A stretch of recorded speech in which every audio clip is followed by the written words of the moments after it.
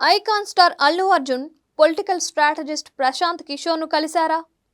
ఆయన ఇచ్చిన సూచనతో త్వరలోనే సోషల్ సర్వీస్ ప్రారంభించబోతున్నారా అంటే అవును అని అంటున్నారు అల్లు వారి సన్నిహిత వర్గాలు.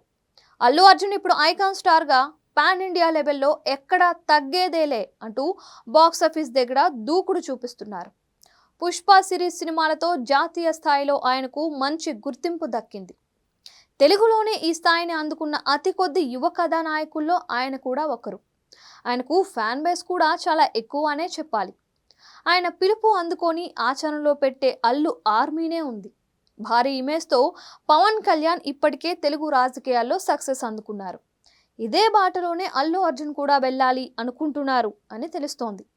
దీనిపై పొలిటికల్ స్ట్రాటజిస్ట్ ప్రశాంత్ కిషోర్ను కలిసినట్లు సమాచారం. అయితే ఇప్పుడే వద్దని కనీసం 10 ఏళ్ల సోషల్ సర్వీస్లో కొనసాగి ఆ తరువాతే రాజకీయ ప్రకటన చేయాలని అల్లు అర్జున్కు పీకే అలియాస్ ప్రశాంత్ కిషోర్ సూచించినట్లు సమాచారం.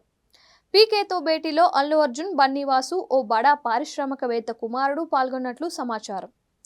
ప్రశాంత్ కిషోర్ సూచనతో మామ చిరంజీవి స్టైల్లో అతి త్వరలోనే అల్లు అర్జున్ బ్లడ్ బ్యాంక్ లాంటి సామాజిక కార్యక్రమాలతో జనాల ముందుకు రానున్నట్లు వార్తలు వస్తున్నాయి.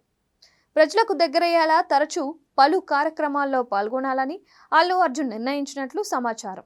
ఇక అల్లు అర్జున్ రీసెంట్గా పుష్ప 2 సినిమాతో పలకరించారు.